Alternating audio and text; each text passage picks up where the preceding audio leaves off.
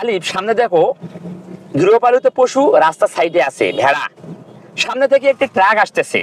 তাহলে এই ট্রাককে সাইড দেওয়ার জন্য তুমি গাড়ির গতি কমাই নিছো, আস্তে ধীরে গাড়ি চালাচ্ছ, খুব সুন্দর হচ্ছে। তোমাকে কোনো কি ভয় লাগছে? না। কোনো নার্ভাস ফিল অনুভব করছো?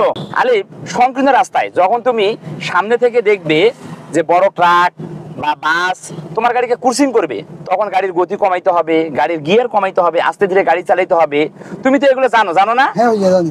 হ্যাঁ, তাহলে অবশ্যই ভয় পাওয়া যাবে না, ভয়ে সাহস দেখাইতে হবে, বুঝতে পারছো? জি ভাইয়া। আর আস্তে ধীরে গাড়ি চালাইতে হবে। ওকে ইয়েস ভাইয়া। অডিয়েন্স, আপনারা দেখতে পাচ্ছেন আমার ড্রাইভিং ছাত্রের গাড়ি চালানো। এই যে সামনের একটি পিকআপ, ডানি ইন্ডিকেটর সিগন্যাল লাইট দিছে, এটি হচ্ছে এমার্জেন্সি সিগন্যাল লাইট দিছে। কারণ কি জানো তুমি?